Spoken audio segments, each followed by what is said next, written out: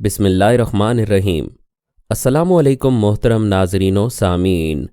आप सुन रहे हैं यलगार, जिसके मुसन्निफ़ हैं मोहतरम तारिक इस्माइल सागर साहब और मैं हूं डॉक्टर मोहम्मद उनीब सलीमी।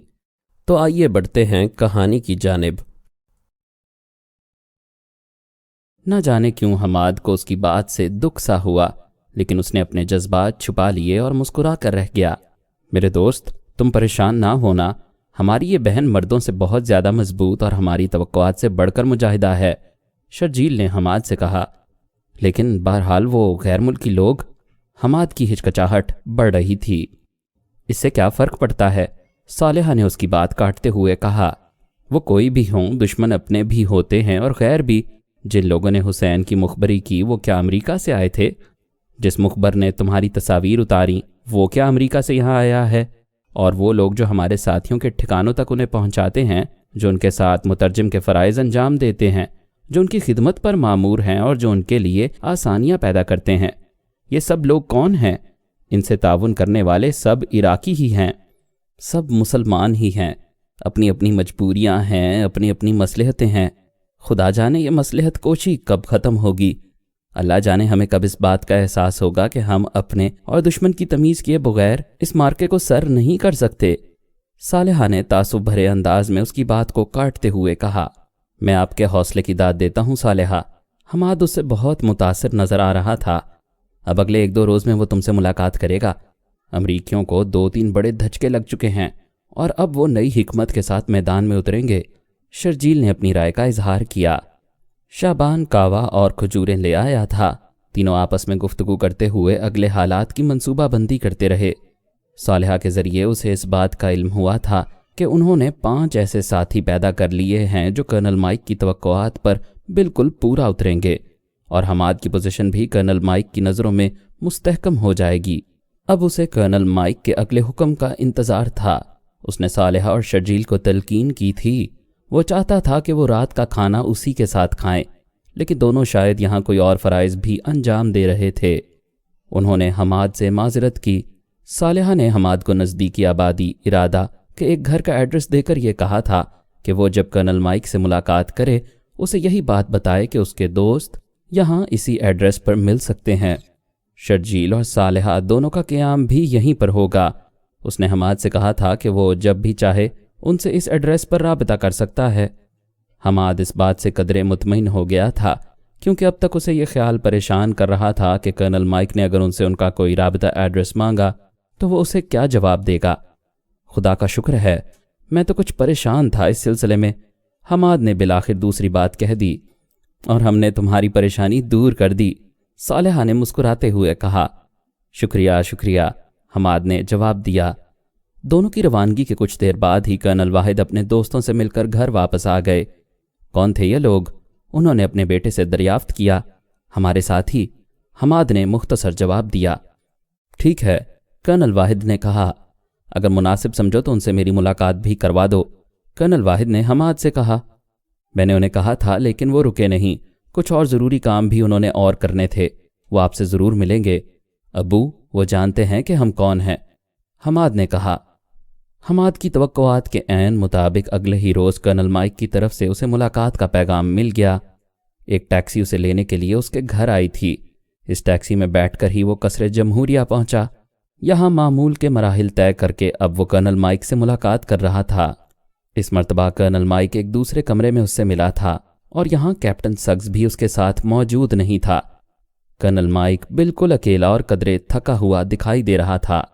यूं महसूस हो रहा था जैसे सारी रात वो ढंग की नींद सो नहीं पाया था, या फिर ज़्यादा शराब नोशी की वजह से उसकी आंखें चढ़ी हुई थीं। आओ आओ हमाद, कैसे हो?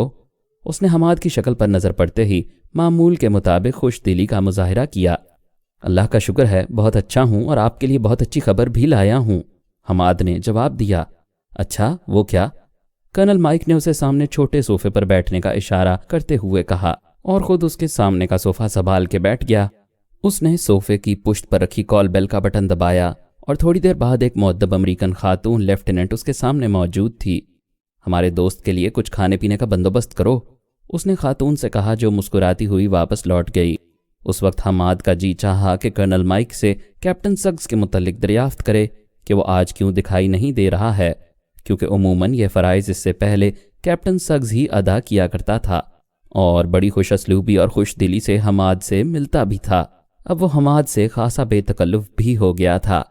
हमाद भी उससे इधर उधर की बातें कर लिया करता था, लेकिन उसने जानबूझकर ये सवाल ना किया क्योंकि वो नहीं चाहता था कि उसके किसी सवाल या हरकत से कर्नल माइक उसके मुतल्लिक शक में मुब्तला हो। हाँ, तो तुम क्या कह रहे थे? कर्नल माइक ने छूटते ही सवाल किया। शर्जील अपनी एक गर्लफ्रेंड के साथ मेरे घर आया था कल शाम ही। बहुत बहादुर और समझदार लड़की लगती थी मुझे। मैं तो उससे पहली मर्तबा मिला हूँ। हमाद ने कर्नल माइक को इतला दी, जो पहलू बदलकर अब उसकी तरफ मुतवज्जे हो गया था। क्या नाम है उसका? कर्नल माइक ने पूछा। सालेहा खातून नाम है उसका। बड़ी पढ़ी लिखी और समझदार लड़की है। उसने तो मुझे ये बताकर हैरान कर दिया कि यूनिवर्सिटी में बहुत से लड़के और लड़कियां ऐसे ही ख्यालात रखती हैं जिनकी आपको तलाश है। हमाद ने कर्नल माइक को खुश करने के लिए कहा। हाँ, क्यों नहीं, हमें तो इस बात का इल्म है। देखो ना हमाद, आज की दुनिया सैटेलाइट की दुनिया है। अब हम किसी से कुछ छुपा नहीं सकते। दुनिया में अब कोई ऐसा पर्दा नहीं रह गया जिसके पार छुपी हुई चीज़ें हम ना देख सकें। अब तो टीवी स्क्रीनों पर दुनिया सिमट कर रह गई है, एक ग्लोबल विलेज बनकर रह गई है, और लोग ये ख़ास तौर से दुनिया भर के नौजवान, खुसूसन मुसलमान नौजवान, ये बात अच्छी तरह जानने लगे हैं कि उनको धोखे में रखा गया था, उन्हें गलत बताया गया था, उन्हें हमारे मुतालिक गलत इतलात दी गई थीं। अब उन्हें अच्छाई और बुराई का इल्म और एहसास होने लगा है। हमाद, तुम हिम्मत करो और उन सब लोगों को अपने गिर्द जमा करो। अपनी एक जमात बनाओ, एक प्रोग्रेसिव पार्टी बनाओ, मुआशरे में फैल जाओ, लोगों तक पहुँचो। उन्हें ये बताओ कि तुम्हारी निजात एटमी असलहा बनाने या फ़ौजें खड़ी करने में नहीं। इराक़ के अवाम को सड़कें चाहिए, घर चाहिए, पीने का पानी, खाने को रोटी चाहिए, तालीम चाहिए और अच्छा मुस्तकबिल चाहिए। यही तुम्हारे नारे होने चाहिए। लोगों को यही बताओ, उन्हें इस दलदल से निकालो हमाद, वरना तुम्हारी कौम ऐसे गहरे तारीक गार में दाखिल हो जाएगी जहां से निकलने का कोई रास्ता भी उसे दिखाई नहीं देगा। कर्नल माइक की बातें उसे बड़े जज्बाती अंदाज में समझा रहा था। आप बिल्कुल ठीक कह रहे हैं, आपकी बातें मेरे दिल को बहुत लगती हैं, हमाद ने जवाब दिया। हाँ, क्यों नहीं, कर्नल माइक ने कहा। लेकिन आप ये बात भी जानते हैं कि अभी तक सद्दाम के साथी इस शहर में मौजूद हैं। ये लोग जो दहशतगर्दी कर रहे हैं, आप जानते हैं ना उन्हें। मेरे ख्याल में तो वही होंगे सद्दाम के साथी। और ये लोग भला हमारा वजूद कैसे बर्दाश्त करेंगे? वो तो हमें मारने के लिए दौड़ेंगे और हमें मार डालेंगे। बस इसी शक का सालेहा इजहार कर रही थी और इसी शुबे में शर्जील मुब्तला है। उसने कर्नल माइक से कहा, बेफिक्र हो जाओ, कोई तुम्हारा बाल बीका नहीं कर सकता। हम तुम्हारी हिफाजत करेंगे, तुम्हें असलहा देंगे, तुम्हारी तरबियत करेंगे।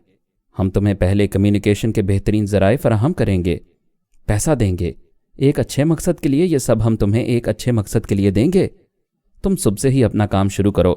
मैं तुम्हारी मुलाकात अभी लेफ्टिनेंट मार्था से करवाता हूँ। मार्था पॉलिटिकल साइंस की स्टूडेंट है। उसने पॉलिटिकल साइंस में मास्टर्स किया है और तारीख से उसका गहरा लगाव है। तुम उससे मिलकर बहुत खुश होगे। मार्था तुम्हारी रहनुमाई करेगी। वो तुम्हें बताएगी कि नई लिबरल और प्रोग्रेसिव पार्टी कैसे बनाई जाए। वो तुम्हें बताएगी कि तुम लोगों को किस तरह अप्रोच करोगे, उन तक किस तरह पहुंचोगे, और तुम्हें तमाम वसाइल मुहैया करने की पाबंद होगी। कर्नल माइक ने हमाद को समझाते हुए कहा। बिल्कुल, आप मुझे उससे मिलाइए। हमाद को अपनी अदाकारी पर खुद ही रश्क आने लगा था। उसने ज़िंदगी में कभी इस बात का तसव्वुर भी नहीं किया था कि वो ऐसा कामयाब एक्टर बनेगा। कुदरत ने उसे अमरीकियों से वसाइल, कम्युनिकेशन के आलात और असलहा हासिल करने का जो बेहतरीन मौका फराहम किया था, वो उसे गंवाना नहीं चाहता था। वो जानता था कि इन सब चीज़ों की उसके साथियों को बहुत ज़रूरत है। ठीक है, मैं अभी बुलाता हूँ उसे।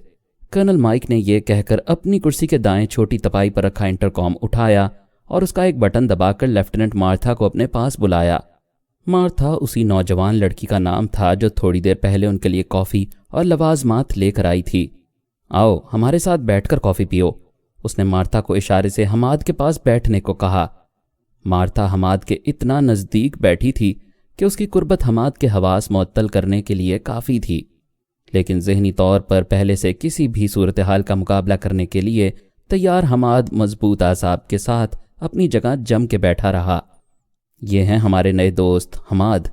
बहुत जीनियस नौजवान है ये, बहुत बहादुर नौजवान और बड़ा इनकलाबी जहन वाला। ये चाहता है कि इराक के नौजवानों का मुस्तकबिल शानदार हो, उनके माजी की तरह तारीक और तबाहकुन नहीं।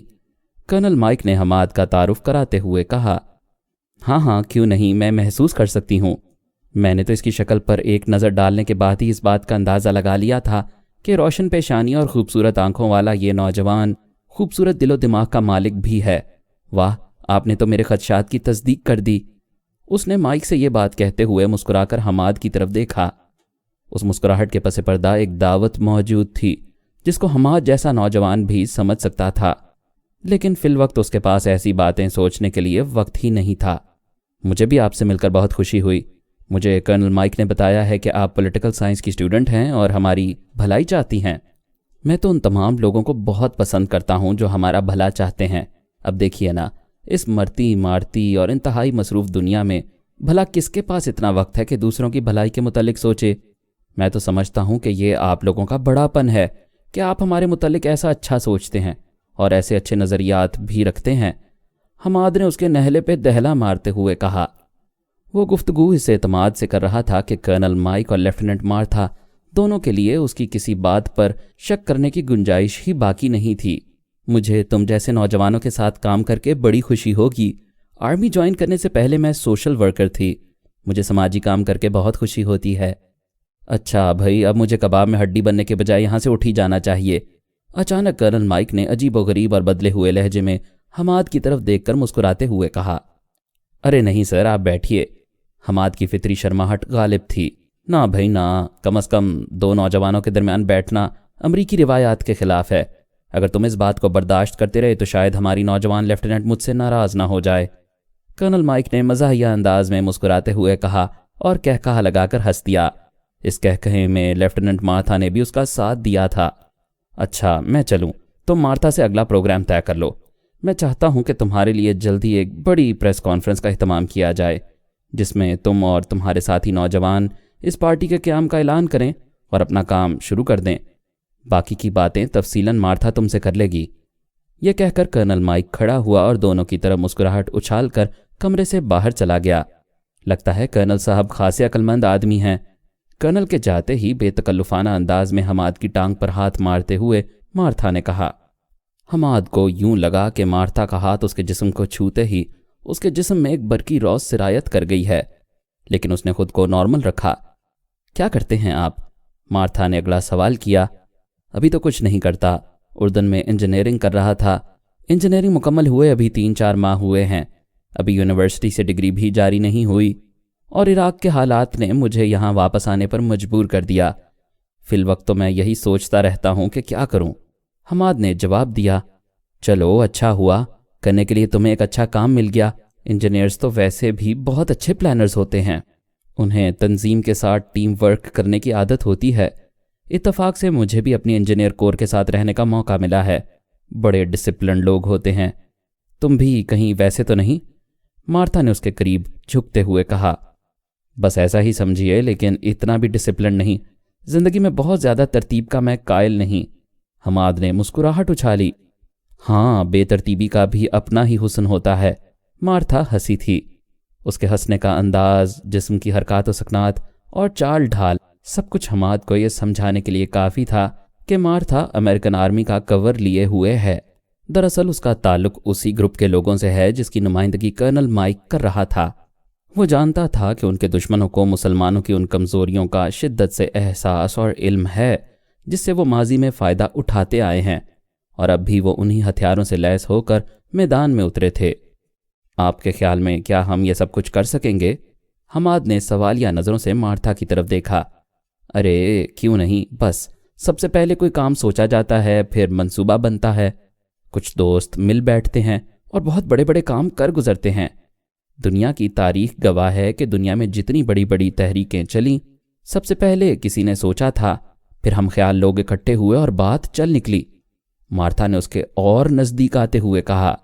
हमाद को उसकी मौजूदगी अब अनकंफर्टेबल करने लगी थी और वो दुआ कर रहा था कि जितनी जल्दी मुमकिन हो मार्था यहाँ से चली जाए, जबकि मार्था किसी और मिशन पर थी।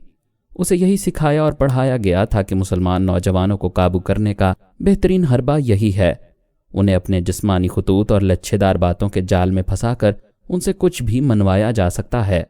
बिलाखिर वो दोनों अलग हो गए।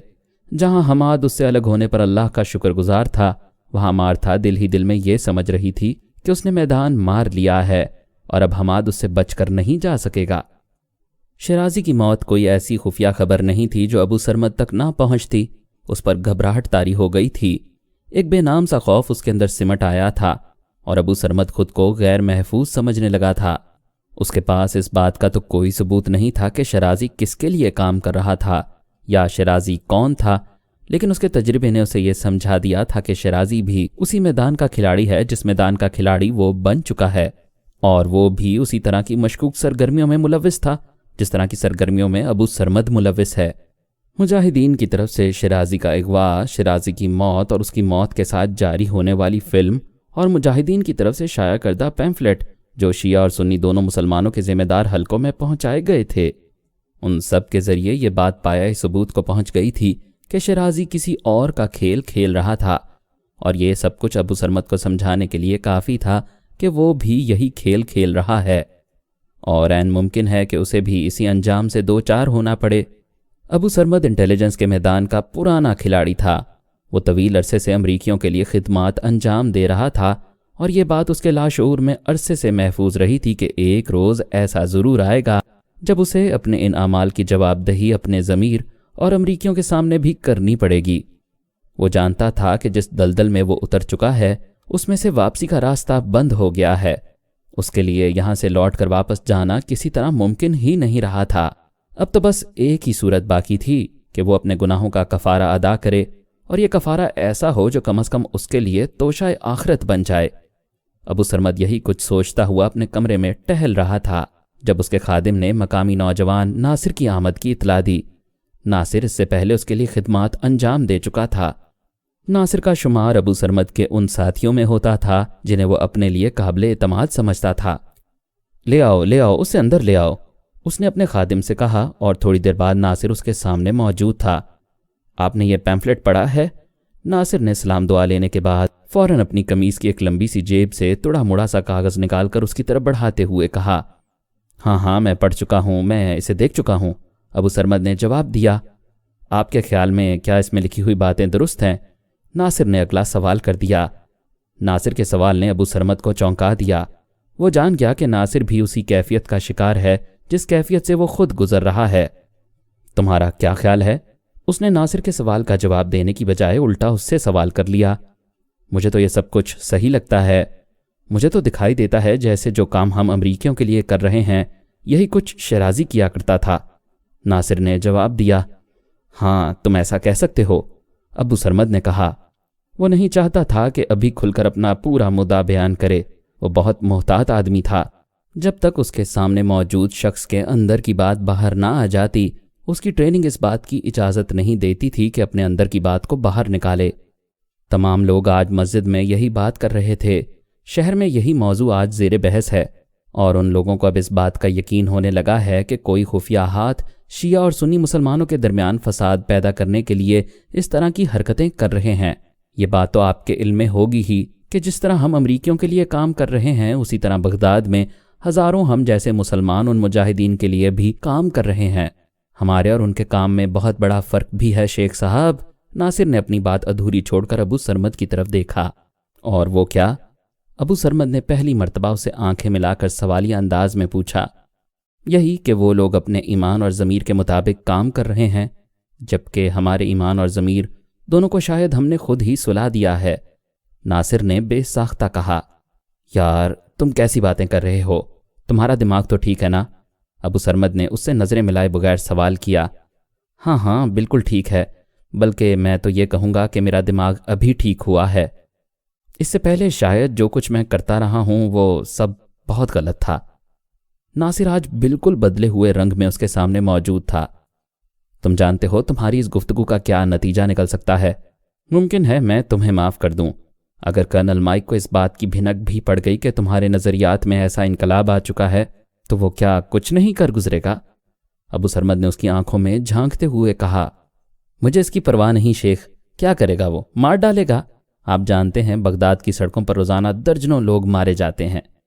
ان مرنے والوں میں 2 طرح کے لوگ شامل ہیں، ایک وہ جو قابض فوجوں کے لیے کام کرتے ہوئے مر رہے ہیں، ایک وہ جو اپنی آزادی اور ایمان کی سلامتی کے لیے موت کو گلے لگاتے ہیں۔ آپ کے خیال سے ان دونوں میں سے کون سے لوگ صحیح ہو سکتے ہیں؟ ناصر نے قدرے اونچی آواز میں ابو سرمد کی طرف دیکھ کر بولا۔ ناصر کا یہ بدلا ہوا لہجہ اور آواز کا قہر ابو سرمد کو یہ سمجھانے کے لیے کافی تھا کہ ناصر کے اندر کوئی بہت بڑی تبدیلی آ چکی ہے۔ اس تبدیلی کا محرک شیرازی کی موت تھی، مجاہدین کی طرف سے جاری کردہ وہ فلم تھی جس کی سینکڑوں کاپیاں بغداد میں تقسیم ہو چکی تھیں، یا وہ اشتہارات اور پیمفلٹس تھے جو مجاہدین ہمدرد ہاتھوں سے لکھوا کر یا کسی بھی طرح پریس سے چھپوا کر لوگوں کے گھروں میں پھینک رہے تھے۔ اس کا سبب کچھ بھی رہا ہو، لیکن یہ بات ظاہر تھی کہ اب ناصر موت کے خوف سے بے نیاز ہو کر اپنے ایمان اور ضمیر کے مطابق بات کرنے اور کام کرنے پر تل گیا تھا۔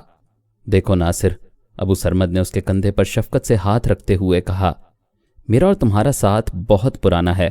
میں تمہیں یہ بات بتا دینا چاہتا ہوں کہ میرے پاس نہ اتنے ذرائع ہیں اور نہ ہی اتنی طاقت کہ امریکیوں کا مقابلہ کر سکوں یا ان کی طرف سے تمہارے خلاف ہونے والی کارروائی کے راستے میں کوئی رکاوٹ ڈال سکوں۔ تم یہ بات اچھی طرح جانتے ہو کہ آج تک ہم نے جو کچھ بھی کیا اس کی قیمت وصول کی، اپنی مرضی سے کیا، ہم پر کوئی دباؤ نہیں تھا، یہ راستہ ہم نے خود اختیار کیا۔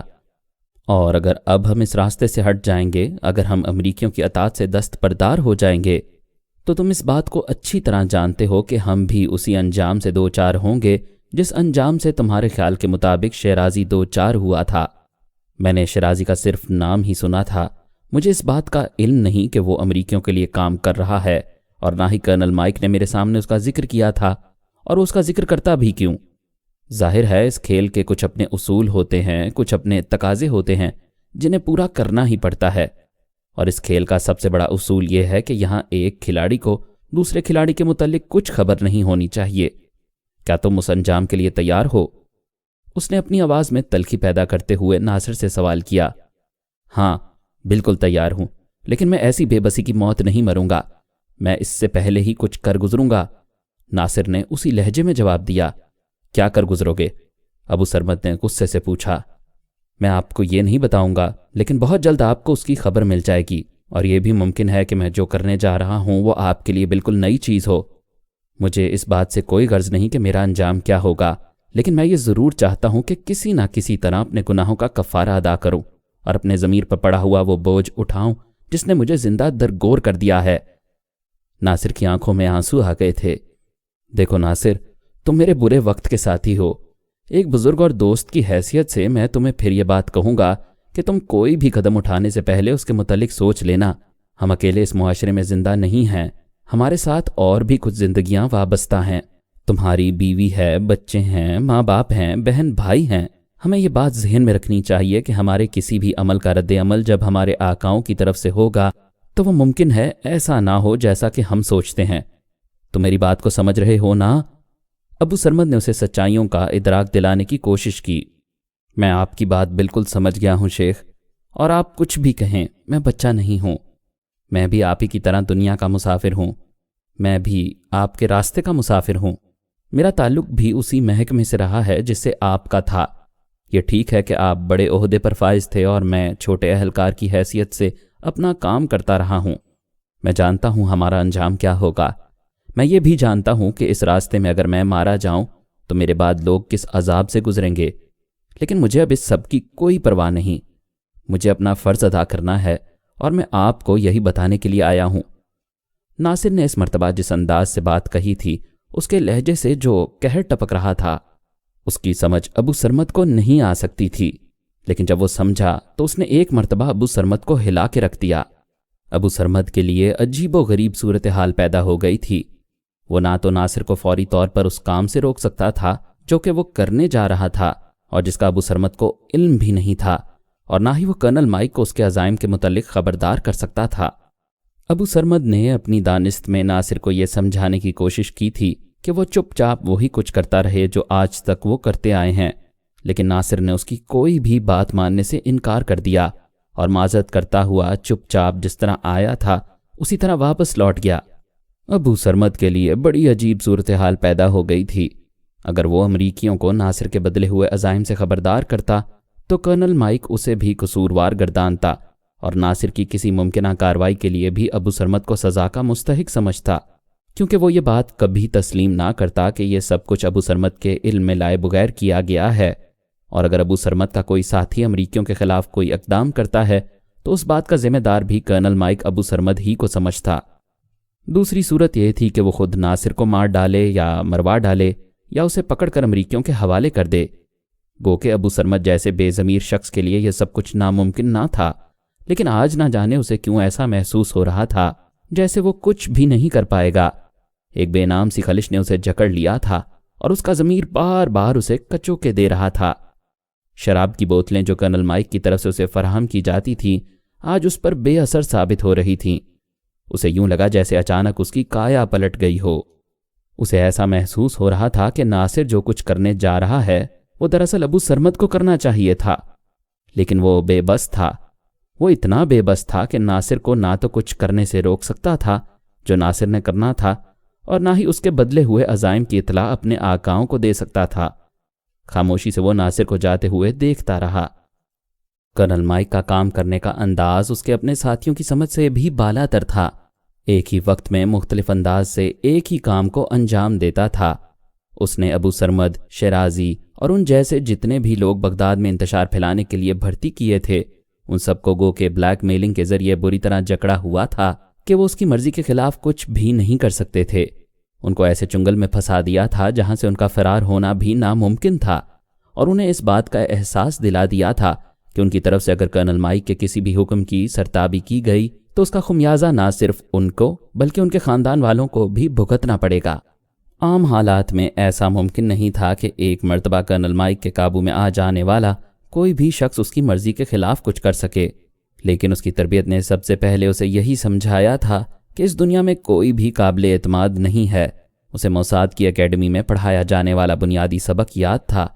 وہ موساد کے اس قول بائی وے آف ڈسیپشن یعنی دھوکے سے اپنا کام نکلوانے کا شدت سے قائل تھا۔ یہی وجہ تھی کہ وہ اپنے شکار کے پیچھے ایک اور شکار لگا دیا کرتا تھا۔ اس نے ابو سرمد کی نگرانی کے لیے ناصر کو مقرر کیا تھا۔ ابو سرمد کے وہم و گمان میں بھی یہ بات نہیں تھی کہ ناصر بھی اسی طرح کرنل مائک کو عزیز ہے جس طرح وہ خود۔ وہ نہیں سمجھتا تھا کہ اس کے ارد گرد جتنے بھی لوگ موجود ہیں ان کا علم سوائے اس کے کسی کو نہیں ہے، اور نہ کبھی کرنل مائک نے اس سے ان لوگوں کے بارے میں تفصیلات دریافت کی تھیں۔ وہ اپنے کام سے کام رکھتا تھا۔ اس کا کام ابو سرمد کو کام سونپنا، اس کی ادائیگی کرنا اور اس کے بدلے میں بہترین رزلٹ حاصل کرنا تھا۔ آج بھی ناصر کو کرنل مائک نے طلب کیا تھا، لیکن اس کے لیے قصر جمہوریہ میں نہیں بلکہ بغداد ہی میں ایک سیف ہاؤس کا انتخاب کیا گیا تھا۔ وہ اپنے شکار کے لیے ایک ہی جگہ منتخب نہیں کرتا تھا، اس نے ایسے دوسرے متعدد ٹھکانے تیار کر رکھے تھے جہاں وہ ان لوگوں سے الگ الگ حیثیت سے، الگ الگ ناموں سے، الگ الگ شناخت کے ساتھ ملاقاتیں کرتا تھا۔ یہ بات اگر ابو سرمد کے علم میں آتی تو شاید پریشان ہو جاتا کہ جس شخص کو وہ کرنل مائک سمجھ رہا ہے ناصر اسے کرنل مائک کے بجائے میجر مارٹن سمجھتا تھا۔ میجر مارٹن جس کا تعلق CIA سے ہے، جو اپنے کام کے لیے لوگوں کو ترغیب دلاتا تھا، انہیں پیسے دیتا تھا اور ان کی حفاظت کرتا تھا، ان کی مدد کرتا تھا، اور مطلوبہ رزلٹ دینے کی صورت میں ان کے لیے بہترین انعامات بھی موجود تھے۔ ابو سرمد نے اپنے حلقہ احباب میں کرنل مائک کا صرف غائبانہ تعارف کرایا تھا۔ اس کے ساتھ ہی یہ بات تو جانتے تھے کہ ابو سرمد امریکیوں سے ملاقاتیں کرتا ہے، لیکن کرنل مائک کی شکل کیسی ہے، اسے کس کس نے دیکھا ہے، ان سوالات کے جوابات کسی کے پاس نہیں تھے۔ دوسری طرف یہی کرنل مائک تھا جو میجر مارٹن کی حیثیت سے ناصر کو قابو کرنے کے بعد اس سے ابو سرمد کی جاسوسی کا کام لے رہا تھا۔ ایک روز جب ناصر نے میجر مارٹن کو بتایا کہ ابو سرمد تو پہلے بھی کسی کرنل مائک کے لیے کام کرتا ہے، تو اس نے ناصر کو قریباً ڈانٹتے ہوئے کہا تھا کہ یہ اس کا موضوع نہیں ہے۔ اسے جس کام کے پیسے دیے جاتے ہیں وہ صرف اس سے متعلق بات کیا کرے اور اپنے کام پر توجہ رکھے۔ اسے پیسے اس بات کے دیے جاتے ہیں کہ ابو سرمد کی نگرانی کرے، ابو سرمد کے پل پل کی خبر رکھے۔ اس نے ناصر کو یہ بات باور کرا دی تھی کہ یہاں امریکیوں کی ایک ایجنسی نہیں بلکہ کئی ایجنسیاں کام کر رہی ہیں، اور جس ایجنسی کے لیے ابو سرمد کام کر رہا ہے میجر مارٹن کا تعلق اس ایجنسی سے نہیں ہے۔ جس کے بعد ناصر نے بھی یہ اندازہ لگایا تھا کہ یہ لوگ ایک دوسرے کی کارکردگی کا جائزہ لینے کے لیے چیک اینڈ بیلنس کا ایک مضبوط سسٹم بنانے کے بعد ہی ایک کام شروع کرتے ہیں۔ یہ بات اس کے لیے قطعی حیران کن نہیں تھی کہ امریکیوں کی یہاں کئی ایجنسیاں کام کر رہی تھیں۔ اسے صدام حکومت کی ملازمت میں یہ تجربہ ہو چکا تھا کہ عراق میں ایک ہی وقت میں 7-8 قسم کے مختلف نوعیت کی انٹیلیجنس ایجنسیاں کام آتی تھیں، اور وہ لوگ ایک دوسرے کے کام پر بھی نظر رکھا کرتے تھے۔ شاید ان لوگوں کے کام کرنے کا طریقہ کار بھی یہی تھا۔ اس نے سوچا اور اس بات کو نظر انداز کر دیا۔ آج وہ میجر مارٹن سے خصوصی ملاقات کے لیے جا رہا تھا، اور اس ملاقات کی تیاری اس نے کل رات سے شروع کر دی تھی۔ یہ بات ابو سرمد یا میجر مارٹن یعنی کرنل مائک کے وہم و گمان میں بھی نہیں تھی کہ ناصر کے اندر کتنی تیزی سے کیا انقلاب برپا ہوا ہے۔ اس کا رابطہ مجاہدین کے کس گروپ سے ہوا، کب ہوا، کن حالات میں ہوا، اسے اپنے افعال پر شرمندگی کیسے محسوس ہوئی، اور جو کچھ وہ کرنے جا رہا تھا ان کے لیے سامان موت اسے کس نے مہیا کیا۔ ان میں سے کسی سوال کا جواب بھی ابو سرمد یا امریکیوں کے پاس موجود نہیں تھا۔ مزید اقساط سننے کے لیے ہمارے چینل کو سبسکرائب کریں اور بیل آئیکن کو کلک کریں تاکہ آپ کو ہماری نئی ویڈیوز کے متعلق نوٹیفیکیشنز ملتی رہیں۔ ہماری ویڈیوز کو لائک اور شیئر کریں اور کمنٹ سیکشن میں ہمیں اپنی رائے سے آگاہ کرتے رہیں۔